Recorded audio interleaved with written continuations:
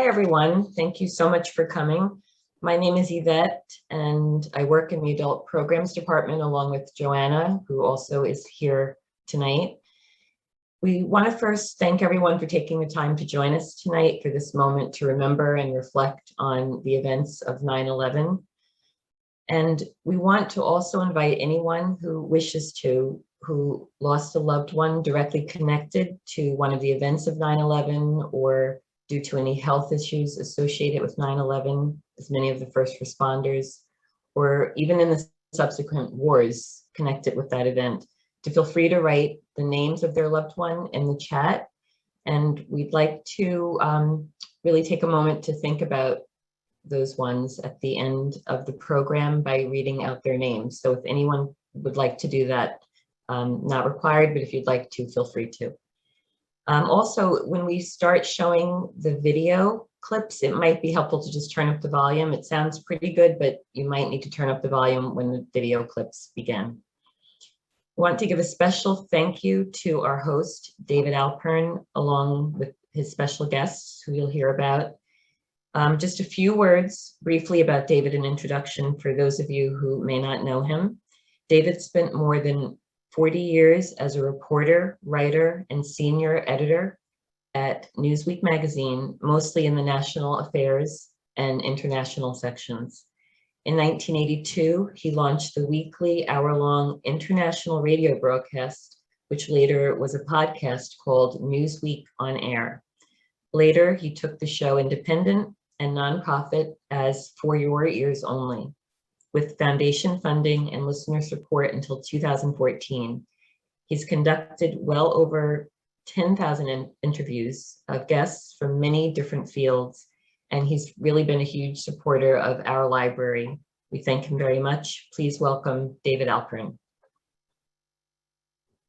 Thank you, Yvette. Thanks to the Rogers Memorial Library and to all of you joining us from Zoomhampton and beyond.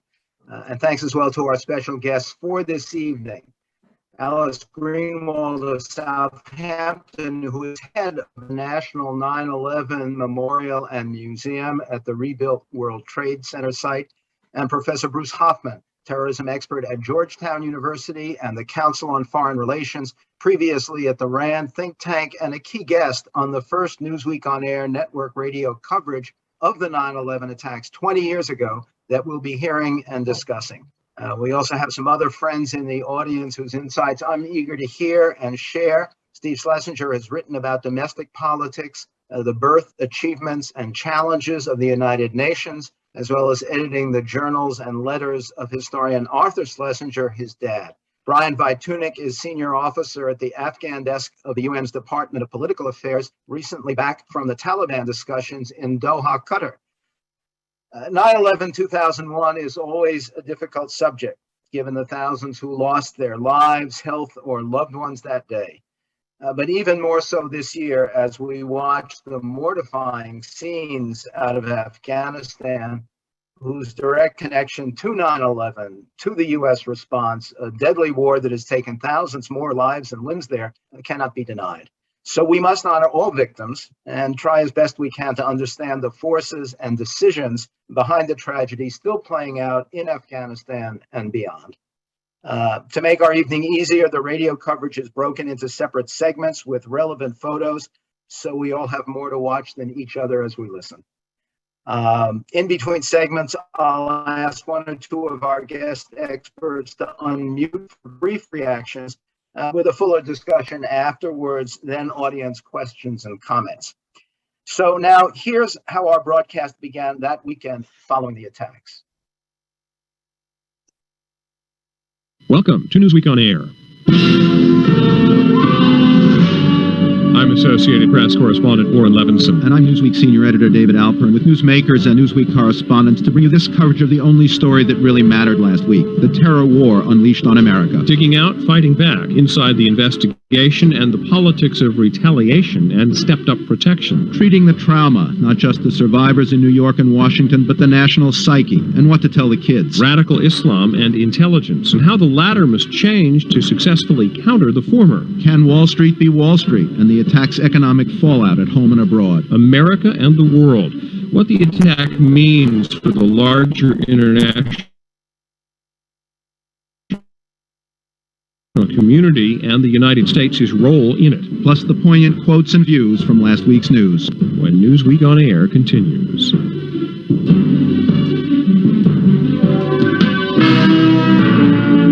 As you'll soon hear, co-host Warren Levinson of the AP was in Washington when the Pentagon was struck, returned almost immediately to New York, and spent most of that first week at or near the Trade Center site, collecting heartbreaking interviews with survivors, relatives, rescue workers, others impacted. The Newsweek On Air show itself was impacted. Our usual recording studio was at WNYC Public Radio in the Municipal Building in downtown Manhattan, but it was quickly cordoned off as too close to ground zero. So our partners at Associated Press rented facilities for us at Sirius Satellite Radio in Midtown. Although a segment of the future of Wall Street was recorded, we left it out this evening to make time, and because of the record economic recovery we've all witnessed. About the future of national security and politics, our show reflected both optimism and pessimism, both perhaps somewhat overstated in those early days.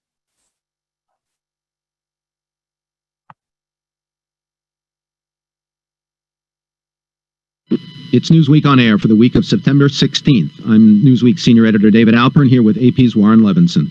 I was on the street and everyone started running and screaming away from the World Trade Towers.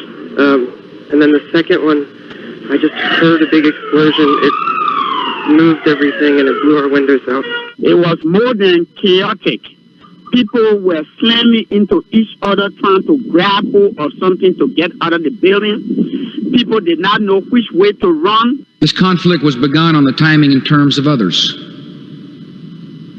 It will end in a way and at an hour of our choosing.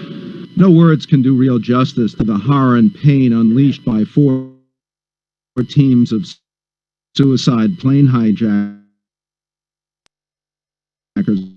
last week, virtually atomizing New York's towering World Trade Center, both an icon and a functioning heart of Western capitalism, and smashing into the headquarters of American military might. Nearly 5,000 people were presumed dead, and the nation left behind seemed likely to be changed forever by the tragic loss, by new waves of security restraints and economic costs, and by a sudden painful realization of vulnerability. But unity and heroism also emerged from the passengers who fought the captors on one hijacked plane and downed it before it reached another presumed target in Washington, to rescue workers who were themselves crushed by the falling Trade Center towers, to the endless streams of volunteers at New York's Ground Zero, blood donors coast to coast, and all those who set out flags and candles and prayed. For more on the worst attack ever on American soil and the nation's response, we start with Newsweek Assistant Managing Editor Evan Thomas and Chief Political Correspondent Howard Feynman. But first, a few of your views in a new Newsweek poll. 71% favor attacking terrorist bases and nations that harbor them, even with a high likelihood of civilian casualties. 54% favor attacking suspected terrorists like Osama bin Laden, even if we're not sure they're responsible for last week's acts. And even though less than half think such steps would really be very effective in preventing future attacks, indeed 43% say such attacks on the U.S. are very likely. Another 39% say somewhat. President Bush's job approval rating has jumped to 82%, though, almost the same as for FDR after Pearl Harbor. Now to Evan Thomas. Evan, what do we know about what officials fear about the possibility that there could be other cells like this one out there? Well, they fear it. One senior intelligence official told us that there could be 50 other cells out there. Another talked in terms of dozens. But they have a real fear that there's more to come. In retrospect, court papers show a lot of terror suspects taking flight training here, but you say the new targets may be far removed from air travel. Well, I mean, this may be fighting the last war. I mean, they found a way to use our technology against us through using airliners as bombs, basically. But we're going to look for other means. We know they're trying to buy uranium, enriched uranium, to build a nuclear weapon or buy a nuclear weapon. I'm sure they're looking for other weapons of mass destruction. So we have terrible things to look forward to, I'm afraid, unless the intelligence and the FBI can head it off. Well, Evan, 69% of the Newsweek poll say the FBI and CIA deserve at least some blame for last week's attack. Only 28% have a very favorable opinion of the CIA, only 37% for the FBI. What kind of official criticism or shakeup might we expect? Well, there's going to be a blame game, absolutely. In fact, Newsweek has learned that at the CIA, when they looked at the list of the 19 dead hijackers, they saw 3 names that were familiar, and in fact had warned the INS and the FBI in late August to be watching for a couple of them. The FBI couldn't find them.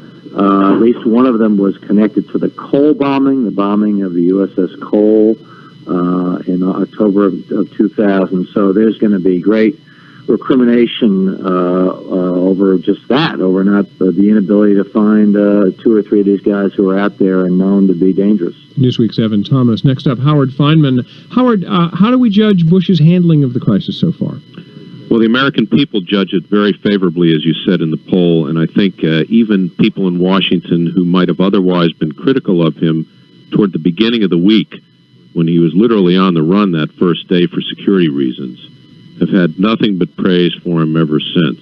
You got the insight into a special meeting he had with legislators? He had a meeting on Thursday, day 3 of the New World, with 4 senators, the 2 from New York and the 2 from Virginia. And they weren't expecting much. The New Yorkers were there to plead their case for $20 billion in aid, which they didn't think they would get the president's support for, at least all that money initially. The Virginians were there because they wanted some inside dope on what was going to happen militarily and take the measure of their commander-in-chief, since Virginia is the home of the military, really, in America, plus the Pentagon. But all 4 of them got more than they bargained for. Instead of just a short meeting, Bush lingered with them for more than a half hour. He was very impressive to all 4 of them. Very warm and fraternal with Hillary Rodham Clinton, of all people, and Chuck Schumer, 2 Democrats from a liberal state.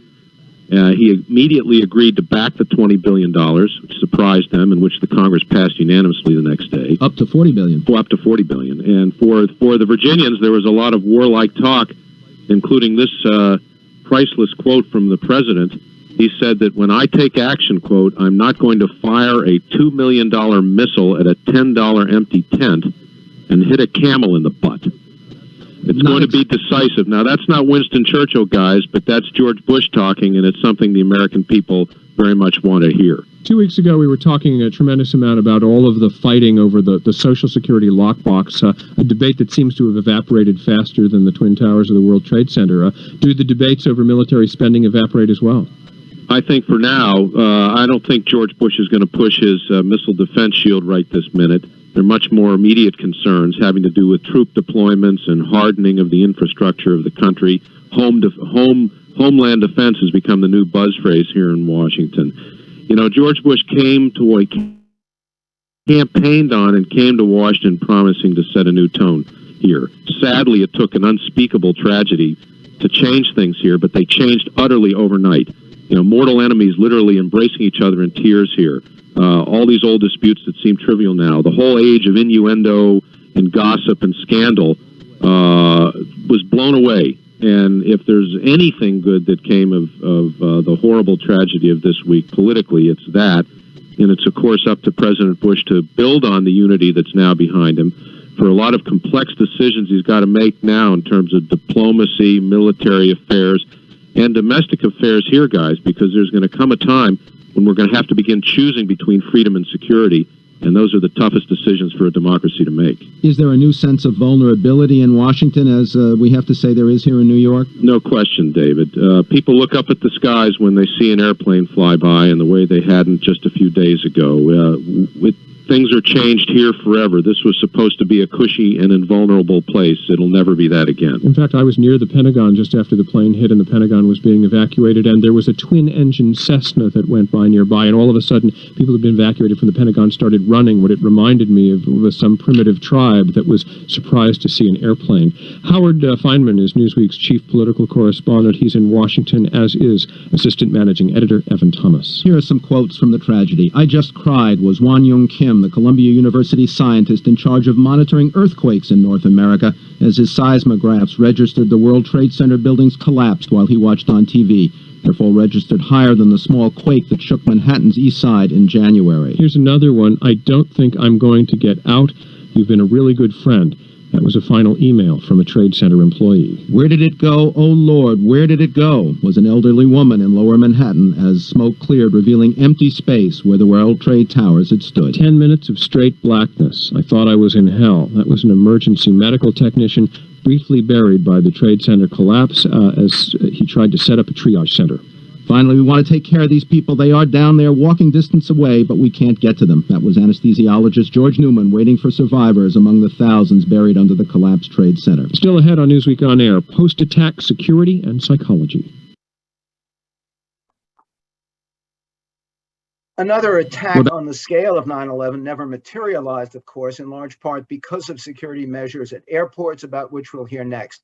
But the politics of unity didn't last long either. From Professor Hoffman, I wonder if you were more surprised by that initial spirit of unity or by how briefly it lasted.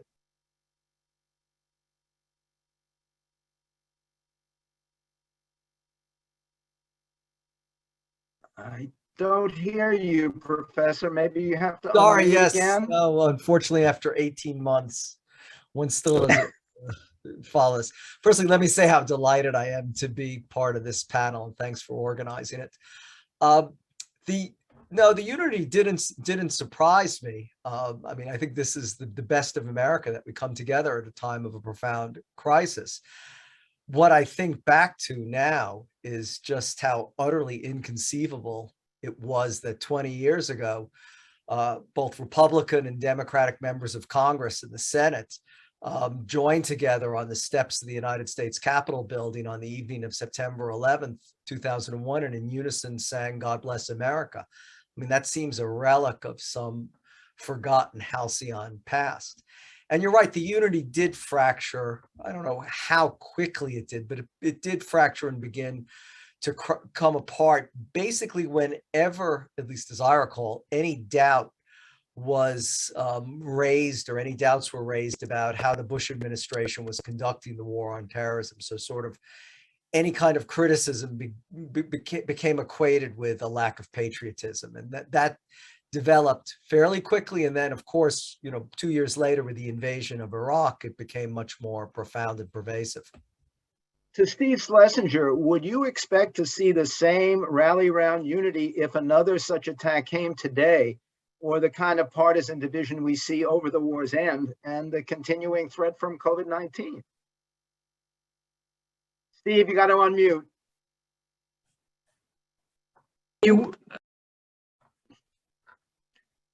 Yes, I do think there would be a rally around the flag, but considering that we had just gone through what happened in 2001, I think most people would see another attack in much different terms. They've learned from the past. And one of the things about the past is that we would be responding, as far as most people would be concerned, looking out for our national interests. That would be the key. We would therefore limit the kind of response we would give based on what we saw as our security concerns. I think also we would take into account the fact that we've been lied to before, particularly in the invasion of Iraq. I think that would be a consideration which would come forward. Thirdly, I think the cost of the campaign would be a very important factor. Brown University came out with a finding that the cost of the last 20 years has been over around $8 trillion in outlays, and particularly just in Afghanistan, $3 trillion alone. So that would be another consideration. And finally, we do have these divisions in politics today that are very difficult to overcome. So I would see this from a much different perspective than we did back in 2001. Thank you. Next, as promised, more on security and psychology.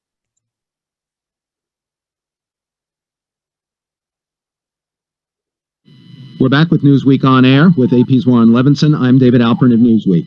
I don't know what's happening to her.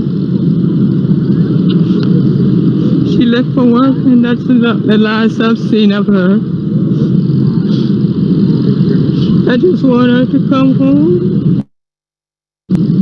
All I can do is pray that she comes out of this, and that I can hold her. Lilith Bourbon and David Vincent searching for relatives at the smoking, jutting, twisted remains of the World Trade Center. They themselves are also victims, of course, as is a whole country that suddenly feels both shocking loss and unprecedented vulnerability.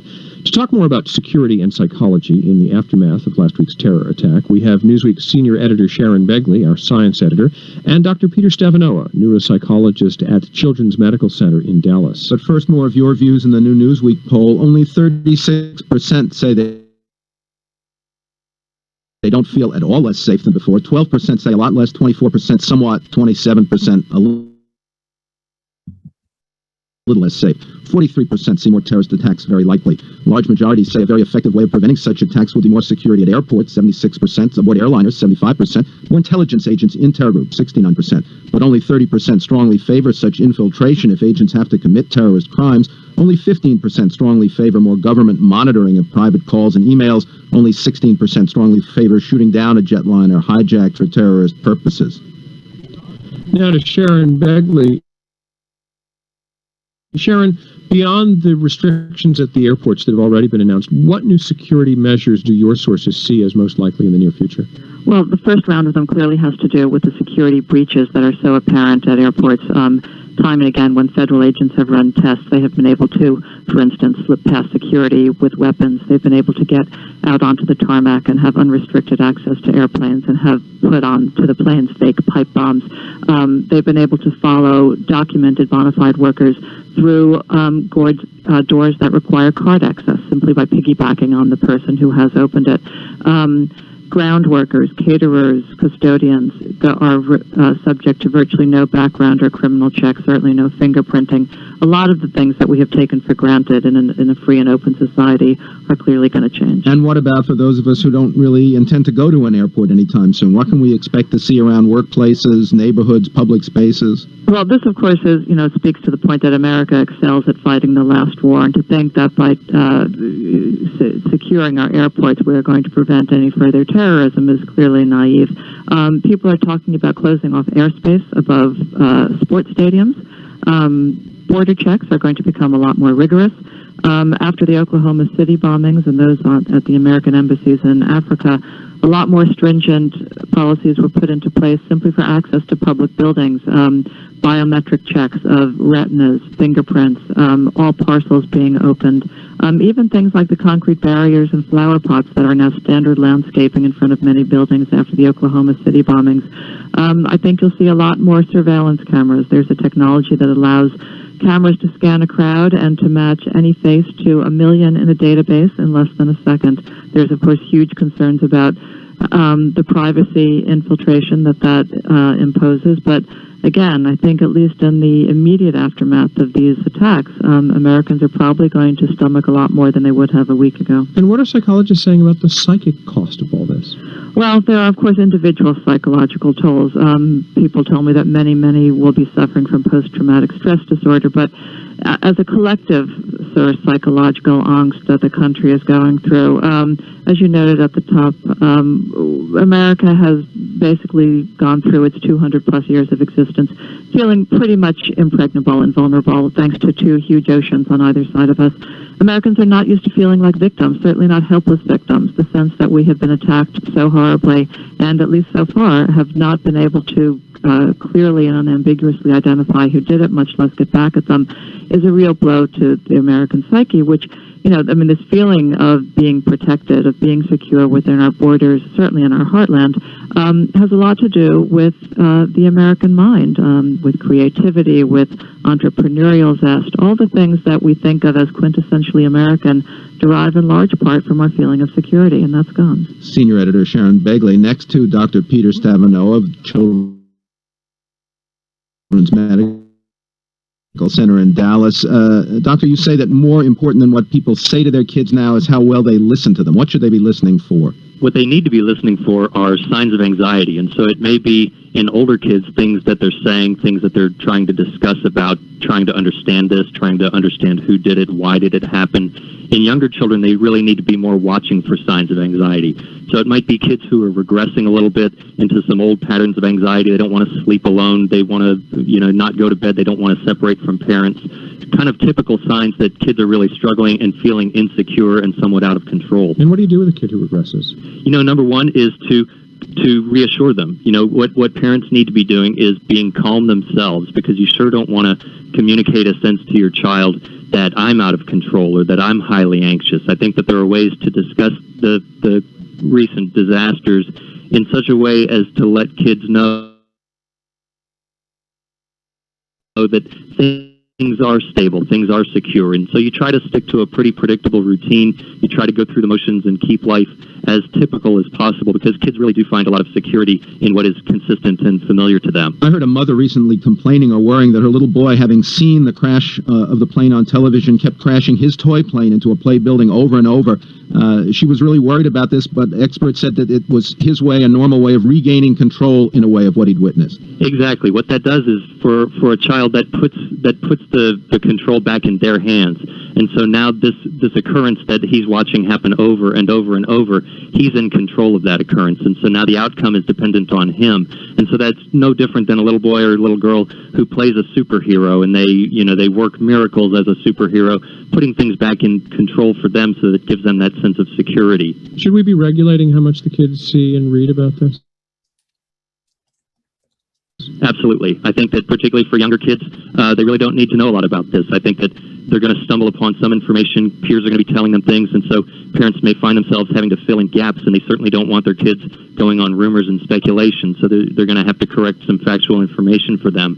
With older kids, I also think it's a good idea to limit access to some extent, but clearly these kids have the means of reading the paper, watching television. You just don't want them to be consumed by it. And so I would recommend that parents keep an eye on what their kids know and try to enter into discussion and use this as an opportunity to talk about the family's values and what the family's kind of collective response is to the disasters. And how do parents explain to older kids anyway the evil of the act as well as the pain and the loss, then deal with their own kids' anger or fear? Yeah, I mean, I think that as adults we're struggling with the very same issues, and I think that there's, I think as adults we can acknowledge that to our kids, but at the same time we also have to reestablish that there is a line of trust here. And so while this kind of thing does occur, and you can kind of put it into your family's value system in terms of political values or faith-based values in terms of trying to discuss the evil involved, but then eventually there needs to be some line of trust where it's kids trusting parents to maintain safety, it's parents trusting the government or parents trusting God or whomever, but at some point there needs to be this sense of security so that we're not all walking around just wondering what's going to happen next. Dr. Peter Stavanoa is a neuropsychologist at Children's Medical Center in Dallas. We also spoke with Newsweek senior editor Sharon Begley in New York. Here's another quote. "He was my angel," Norma Hessick, who worked her way down from the 82nd floor of Trade Center office after the first plane hit. She was cowering in the corner of a nearby hotel when a man said, "Lady, take my hand," and led her to a local hospital. As structural engineers, there is nothing we could have done. That was Anthony Cracchiolo, who coordinated reconstruction of the World Trade Center after the 1993 bombing on the vulnerability to planes as large as those that hit last week. Next up, Islam and intelligence. From Alice Greenwald, what can you tell us about special security precautions at the 9/11 Memorial and Museum on the possibility that other terrorists, like lightning, might strike the same place again? Well, thank you, David. And this is a site that has already been attacked twice, 1993 and 2001. And I have to say that at all times we operate at the highest levels of security in coordination with multiple law enforcement agencies. For the anniversary this year, we will continue to operate at the highest level of security. I can't go into details, but that security will be present not only on the day of the anniversary, but in the days leading up to it and the days following. Also, please tell us one or two ways you make this terrible tale bearable for your youngest visitors, especially those who may have lost a relative there they knew only briefly, if at all. Well, when you speak about 20 years, it is the span of a generation. And there are now an estimated 100 million people under the age of 25. So this includes people who were too young when 9/11 happened to have a memory of it that's cogent, as well as all of those young people who were born after 9/11. The children, nieces and nephews of people who were killed on 9/11 are now in their 20s, mid-20s, many of them. And what we have found is that one of the best ways to talk to young people about 9/11, there are really two ways. One is intergenerational conversation, where parents and grandparents tell their experience to children, and it is in that transmission of personal family experience that kids begin to understand what it was like on that day. Similarly, we have a program we do every year on the anniversary. This year it will be on the 10th because it is a school program. It's called Anniversary in the Schools, and this year September 11th falls on a Saturday, so Anniversary in the Schools will be presented on Friday the 10th.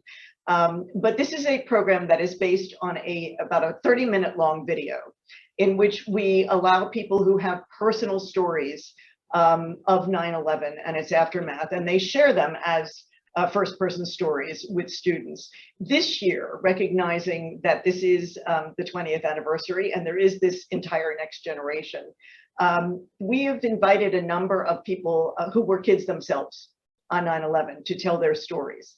And it is kids talking to kids, if you will. And I will just, two of them are children who lost their parents on 9/11. One is a young man who was a student, a fifth grader at the Booker Elementary School in Sarasota, Florida, where President George W. Bush, who had a picture of it earlier in the program, was reading a book to the kids that day. And this young man, Carlton Shelley, reads from his journal that he wrote that night as a fifth grader, and he's reading it now as an adult, retrospectively re-experiencing what his thoughts were that day and talking about how he grew up impacted by that event. He's a man who understood as a fifth grader that service to nation, service to community was a proper and appropriate response to 9/11. He grew up to go to West Point to serve in Afghanistan, and he's really quite a remarkable young man, but it is the authenticity of his experience as a child that will resonate with students this year, I think. What can you tell us about survivors who visit regularly as the cemetery for those they lost, how they seem to have managed over the years, and if some approaches to dealing with grief have been especially helpful? I guess, Service, you may have just given part of that answer. Well, I think, we all know that the process of grieving is different for everyone. And there's no monolithic experience or response of 9/11 family members. They are individuals too, and they process grief in their own ways. That said, I think that for many families of victims, as well as members of the general public, coming to the memorial and museum is a healing experience in and of itself. And I will share something I heard recently from one of our employees who herself lost her dad on 9/11. And she also not only worked in our HR department, but she became a docent, a volunteer docent at the museum to tell her story and to tell the story of 9/11 to our visitors. And she said the most interesting thing, which is that she said, she would come to the museum, tell her story, have this experience, know that her father's story was being preserved, and then she could go on and live her life. And I think she captured exactly the reason memorials exist as the reason cemeteries exist. They are the places to put our grief so that we can live the rest of our lives knowing that they are in place, they are preserved, they are permanent, they are there. We can go back and revisit, we can go back and touch that grief and remember the people we've lost, but we can also now continue on. And I think that that is very much the experience of healing that people feel at this site. Thank you so much. Now, here's our conversation on intelligence versus Islamic extremism.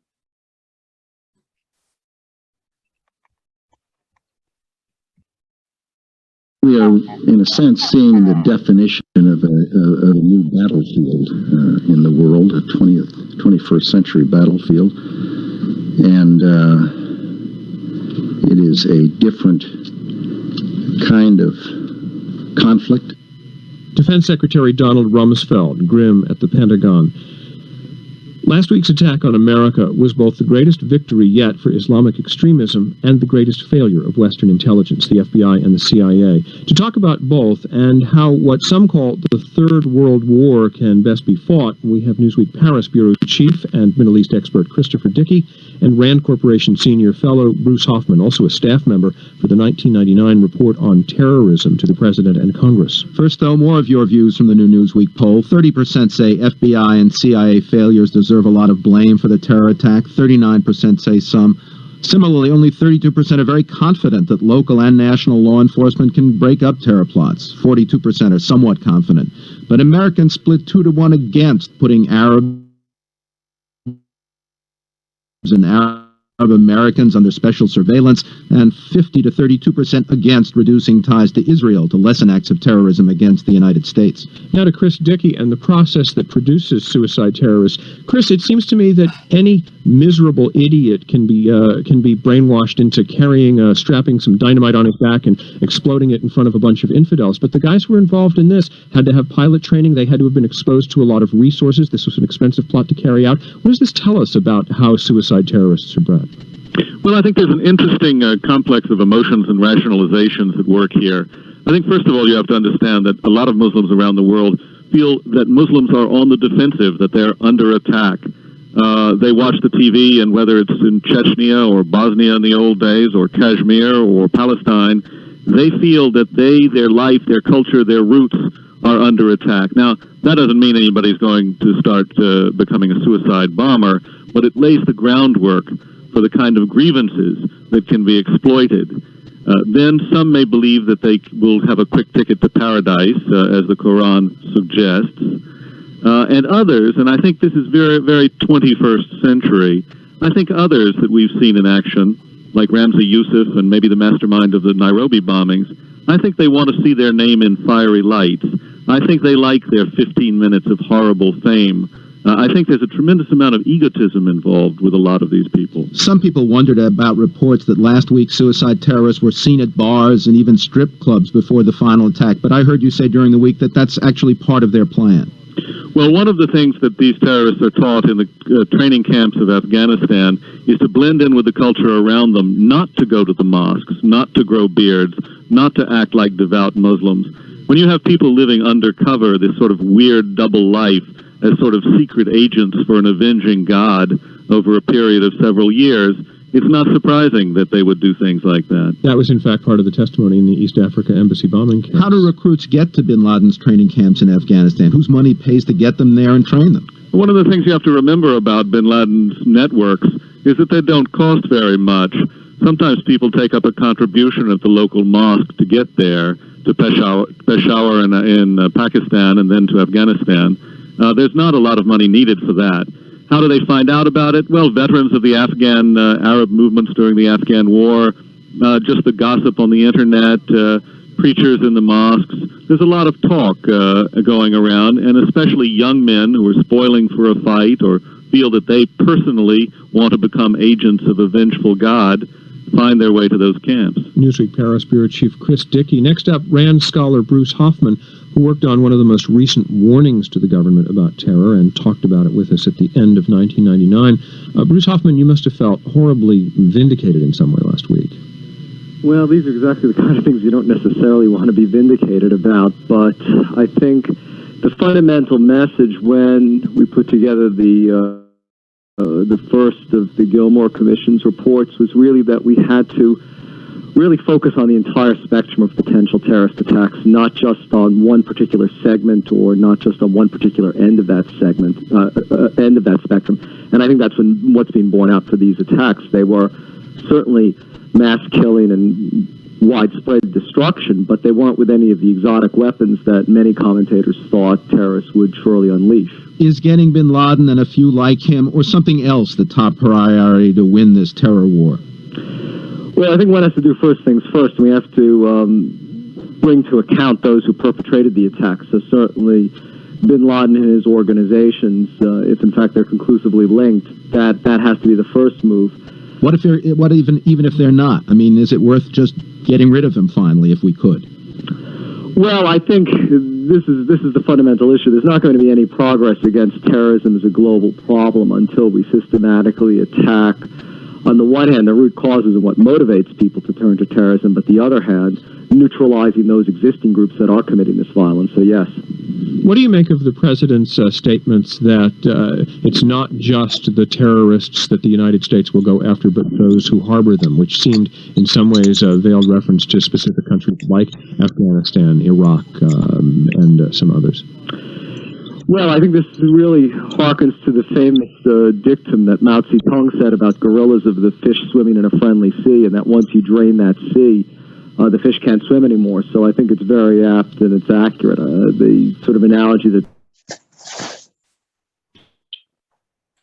drawn now is draining swamps, and it's the swamps of the renegade governments or governments that harbor or provide sanctuary to the terrorists, and they need to be drained, otherwise the terrorists can't thrive. Most Muslims rightly reject terrorism and complain of unwanted prejudice and suspicion against them, but some experts say they may have to go beyond that, like Japanese Americans in World War II play a key role in the war now begun, reporting suspects, turning off support, infiltrating terror cells as they are best suited to do.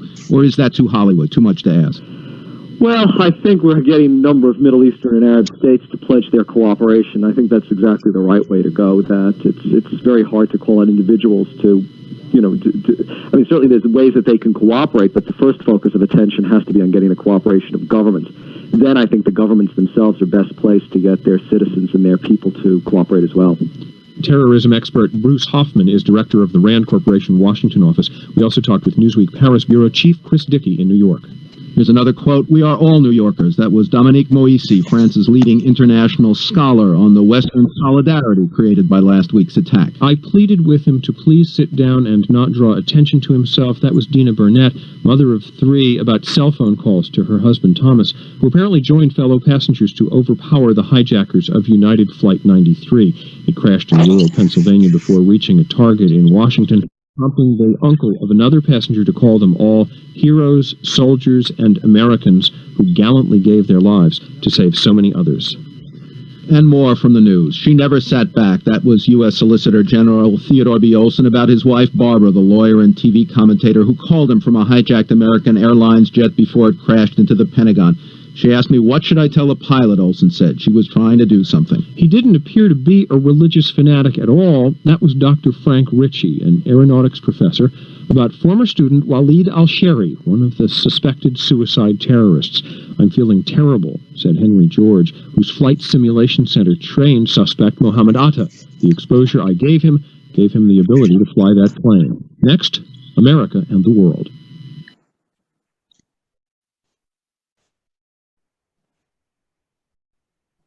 The brave boast we heard from President Bush 20 years ago that a conflict begun by the 9/11 attack would end in a way and in an hour of our choosing has finally proved both correct and ironic.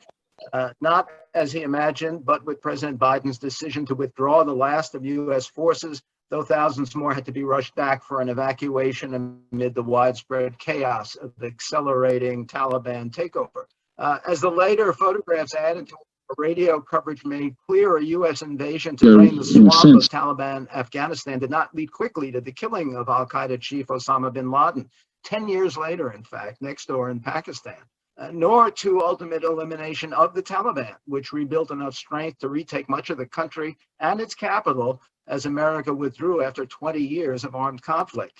So I must ask Professor Hoffman if and when he had any second thoughts about Mao's metaphor of emptying a sea friendly to guerrilla forces as the best template for a U.S. response to 9/11, the wholesale invasion of another country to, if you count Iraq, which the Bush administration always wanted to see as somehow complicit. Could a more limited CIA or special ops hunt and kill campaign against bin Laden have served the cause of justice as well? Yes, yes, it certainly could have, because clearly one thing we've learned over the past 20 years is that invading and occupying countries with hundreds of thousands of troops was not only unsustainable, but didn't deliver the security and safety and indeed the elimination of the terrorist groups we had hoped. When I look back, I think the biggest problem is almost from the day that our response to the 9/11 attacks commenced, the war on terror, as it were, President Bush had just talked about this being a war of ideas, and that we had to counter the "why do they hate us" type of mentality. And looking back, that's where we really fell short. There was plenty of rhetoric about that. There was some activity, but it was never properly resourced. And I think that the main reason for this is that killing and capturing terrorists is a metric that you can report to the president, you can report to Congress, and is tangible evidence of progress. Whereas changing persons' minds, deflecting them from a path of violence, basically peering into their souls, is something that's completely unquantifiable and intangible. And therefore, we never really tackled the war of ideas dimension. And that's why we're at the place we are today. And where we are today is that, I think astonishingly, there are now 4 times as many Salafi jihadi terrorist groups. Salafi jihadism is the ideology that Al-Qaeda and ISIS, and to an extent the Taliban, they're Deobandis, but it's a very similar ideology that they embrace. There's 4 times as many groups on the State Department's list of foreign terrorist organizations today who are Salafi jihadi than there were on 9/11. So clearly, we went astray somewhere along the way. Thank you. We'll talk more about the war after this early overview by Fareed Zakaria, then a top Newsweek editor and columnist.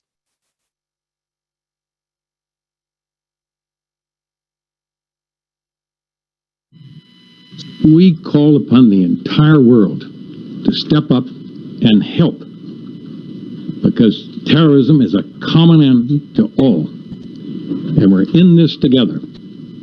The United States has borne the brunt, but who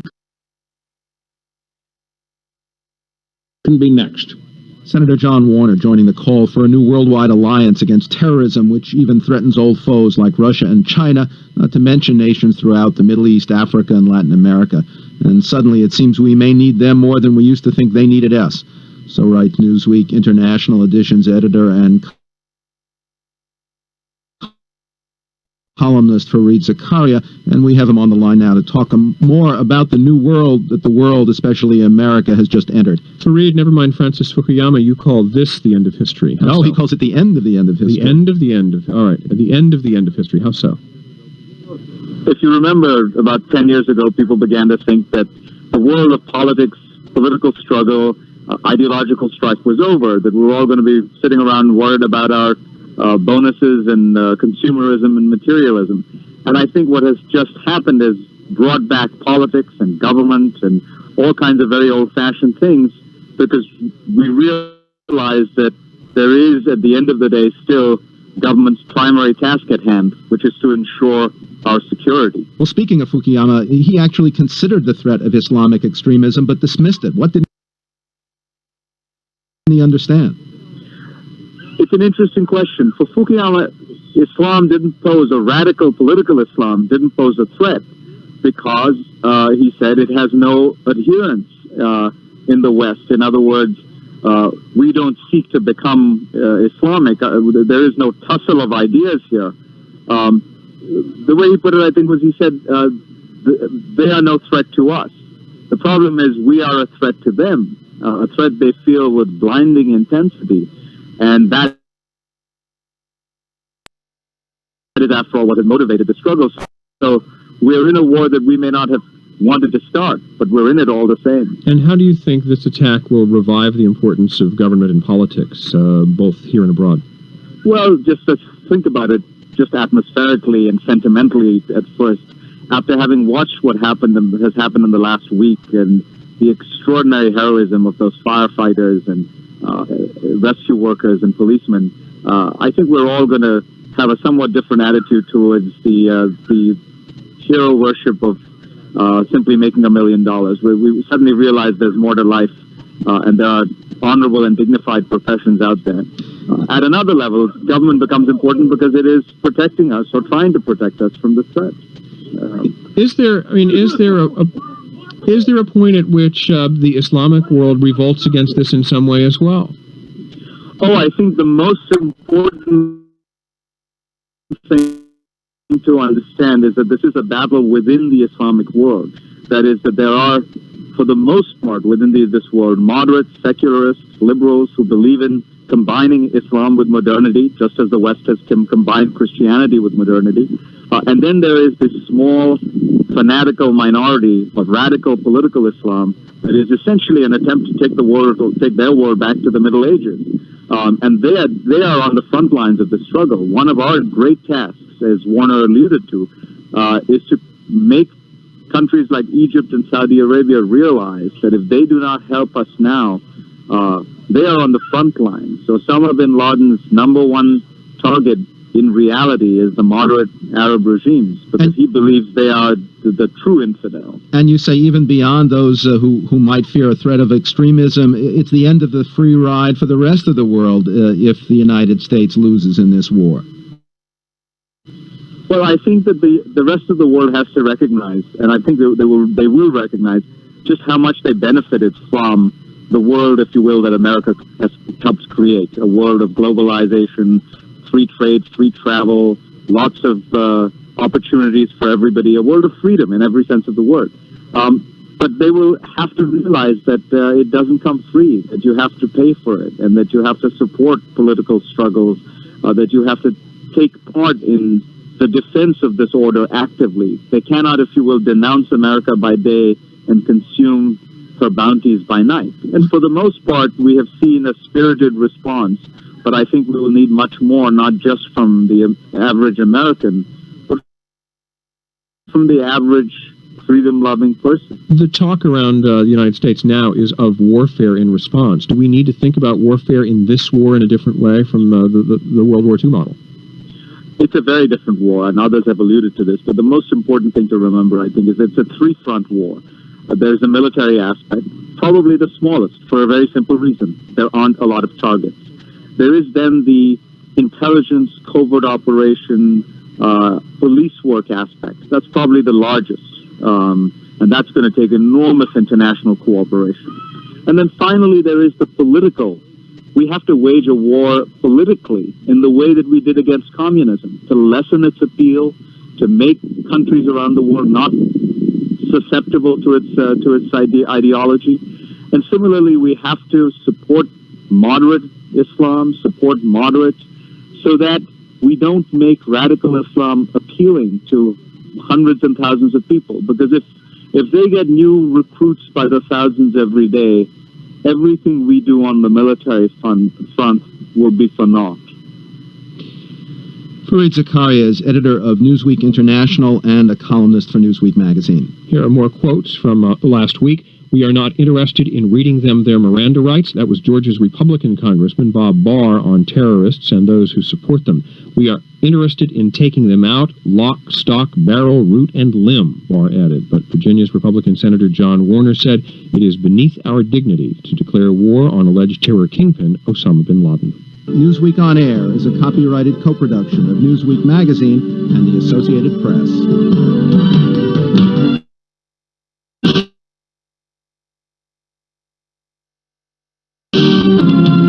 We're running short on time, so I think we have to jump ahead. Let me ask Professor Hoffman, looking ahead to a new Afghanistan, do you agree with those who say the Taliban rulers must moderate their extremism within and beyond their borders to gain international recognition, trade, aid, or can they, after politically correct pledges, afford to go back to a centuries-old Islamic lifestyle under Sharia law, supported by an equally historic drug trade, maybe some import-export duties, and claim that economic decay, starvation, disease are simply God's will, inshallah? Unfortunately, I think we're going back to where we started 20 years ago. I don't have any sense that the Taliban is going to moderate any of its positions on any of these things. I think that it doesn't need to cozy up to the United States or the West. Rather, it will be able to turn to China, who will give them a blank check to do whatever they want in terms of security in the country, as long as China has access to the mineral rights there.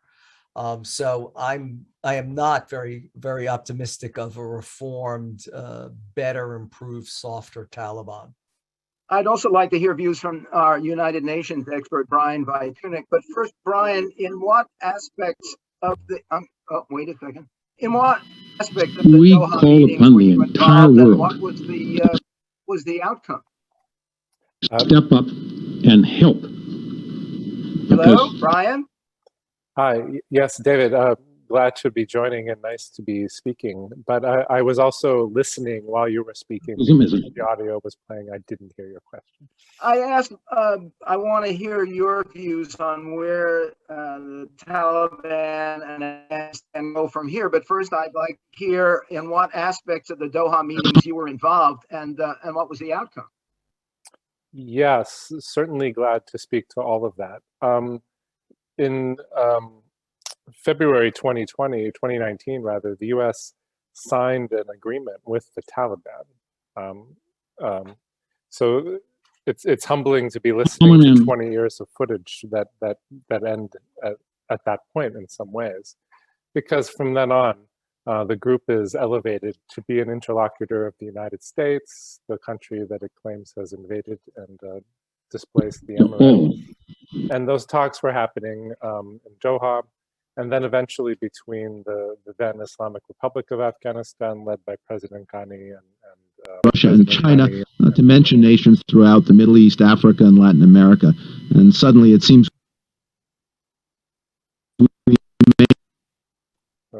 I'm sorry. Go ahead. I can't stop this thing. Go ahead. I'm sorry, Brian. That's fine. That's fine. Well, to make it short, then through July there were contacts between negotiating teams of the Islamic Republic of Afghanistan and the Taliban Political Commission specifically, that was based in Qatar, already from the Obama administration. So these talks were supposed to lead eventually to a political settlement, but they did coincide with a continued Taliban campaign, and that accelerated as of 1 May and brought us to the point now where they are in the authority in the country concerned. So those negotiations are over. So what do you read? How do you read the overall mood in Doha? Expectations of how the Taliban will govern, how it will be treated by regional neighbors and the West?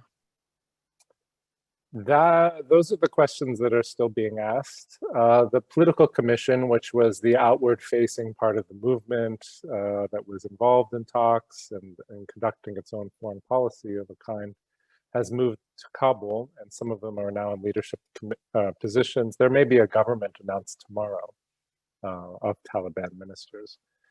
So the direction is not yet known. There's different parts of the movement. There are different deputies under the supreme leader who has not spoken or heard of since this turn of events. So certainly there are parts that are interested in external relations, that understand that outside assistance is needed for funding the state and supporting the development of the country and feeding people. There are other parts that are much more ideologically driven and militant. I think the interesting thing will be how they interact and evolve, given the fact that they have come to own a country.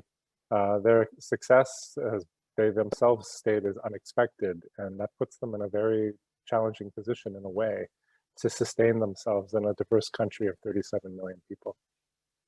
Given the suicide bombing of Kabul's airport amid the chaotic evacuation, how serious is the long-term threat from ISIS-K to ongoing Taliban rule? Fascinating question.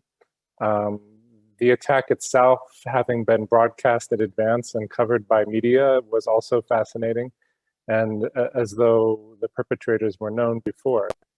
And this idea of ISIS-K, it emerged as a grouping reported in eastern Afghanistan, western Pakistan, after the departure of the Security Assistance Force in 2014, US and NATO combat force. Since then, it's been active, but sometimes at odds in fighting with the Taliban, sometimes fighting with US, sometimes with special forces, sometimes special forces, Taliban fighting ISIS. It's quite a mix. So the least that can be said is that any group operating of that kind in Afghanistan is doing so with the knowledge of the Taliban, maybe not the permission. but not disassociated completely. Two more questions for Professor Hoffman. I'm wondering, does the Taliban's limited cooperation with the U.S. evacuation, both overt and covert, we now learn, suggest any future collaboration against ISIS, whose operators we targeted with 2 drone strikes, or collaboration on future Afghan evacuation of Afghan allies? Well, it's too soon to tell, honestly, because we have to see what new government the Taliban forms and how cooperative and how solicitous they are. But you've hit the nail on the head, David. I mean, the United States is really going to be stripped of most of its intelligence assets in Afghanistan. And in that sense, if we are going to make good on President Biden's pledge to hunt down the perpetrators of Thursday's attack to the end of the earth, we're going to require intelligence to do so. And since we don't have the former Afghan government and our allies in the Afghan intelligence services to provide that information, since we don't have an embassy any longer in Kabul, where we would also have intelligence assets run from, if we're going to make good on that pledge, or the president is, he's going to have to rely on information from the Taliban in part. We'll see if the Taliban regards the United States as wanting to cooperate with us in that respect. Are satellite surveillance, drone strikes, and such sufficient to deter terrorist strikes on us? The Wall Street Journal editorial page today said it perfectly when the editorialist commented that they have yet to speak to an expert who thinks that will be easily done and is not more in the realm of fantasy. I think yes, it can certainly interdict terrorist threats. But relying on drones being thrown from Qatar with a 4-hour flight time, which cuts down seriously on their loiter capability over Afghanistan, it's going to be difficult. And everybody in the Pentagon and the intelligence community has been very clear on that this is one of the trade-offs of withdrawing from Afghanistan as we have. Do we need airport level security now at our seaports? All the cargo and cruise ships come in. Is that perhaps the next front that we have to really be concerned about? I would hope not, only because I was going back to some of your earlier clips that talked about the extraordinary security measures that we consider now, perfectly normal. I mean, part of a trip to the airport, or even in some cases getting on a train. And they certainly were appropriate. I think they've been successful in preventing additional terrorist attacks on commercial aviation. We know that terrorists are still laser focused on this, regarding it as one of the most lucrative targets. Twice in the past 2.5 years or so, members of Al-Shabaab, an Al-Qaeda affiliate in Somalia, have been arrested both in the Philippines and somewhere in Africa, taking flight lessons, much as the tape earlier described of flight instructors teaching the pilots of the 9/11 attacks. So we have to take this seriously. But the one lesson that really stands out from the past 20 years is once security measures are put in place, they're very rarely, if ever, downgraded or removed. So we always need to be very careful about looking at extending the security umbrella, understanding that these will be permanent. Okay, a last question then. To what extent has the experience of 9/11, the war that followed, and the tide of terrorism around the world augmented or distracted America's ability to deal with domestic terrorism, whether motivated by religion, ideology, partisanship, or pure evil? I don't really buy the argument that it deflected or just distracted attention. I was a congressionally appointed commissioner on the 9/11 follow-on review commission, basically, that looked at the FBI's capabilities and spent 15 months working in the Hoover building. I never saw any distinction made between going after one terrorist threat harder or more zealously or with more determination than another. All of them were regarded equally. It's true, though, the main threats until recently came from overseas, from Al-Qaeda and ISIS, and the overwhelming majority of the resources were directed there. But I think what we see now is a shift in prioritization to domestic terrorism. Speaking for myself 20 years ago, I could have never imagined that we'd be in the position we are now, having to worry about internal as well as external threats. I worked with the Coalition Provisional Authority in Baghdad, and then subsequently with the U.S. military headquarters. And it both shocked me and saddened me that Washington, D.C. on January 21st, 2021, the inauguration day, looked very similar to Baghdad on election day in January 2005. Okay, thank you, Professor. Let me turn over to you, Yvette, if we have time for questions or comments that are in the chat, or to go ahead and read names of those we've lost to end the program. We do have one question. Well, someone wants to thank you, David, and all the panelists. And the question was, given our level of trust now, any thoughts regarding future size and shape of the U.S. military? Let me ask Steve Schlesinger to do that, because that's almost more a political question as a strategic question. Steve, unmute yourself. I'm sorry, I wasn't clear what the question was. She wants to know the question is, what are the implications for American military spending? And I guess we've just seen headlines that the reduction, that the Biden sums are going to be escalated by Republicans as best they can. Well, I think, there's always been a block of liberals who want to cut the defense budget. And certainly the pullout from Afghanistan is going to accelerate the feelings of that bloc in trying to determine a large reduction in military spending in the new budget that Biden is going to propose. I suspect, though, that Biden will lead that situation by simply continuing the spending at the current rate, because he has enough problems politically right now with the pullout and the blowback from that pullout. But I do think that the coming out of Afghanistan the way we did, the fact that we're no longer involved in any war abroad, at least on a continuous basis, means that there is more legitimacy in Congress to really think about shaving down some of our military spending, particularly when today the big issue is addressing domestic needs, and Biden himself is focusing on not only passing the infrastructure bill, which had Republican support, but also the $3.5 trillion social spending aspect of his program. Indications there is going to be an effort of some seriousness to take more control over the military spending over the next couple of years. All right, Yvette, if we have names to read, let me know, or otherwise I'll try to bring this to a close. Okay, I think that was the only question, I believe. And we did receive one name, who's actually the brother of a guest here tonight. And so just would like to take a moment to remember Captain William F. Burke, Jr.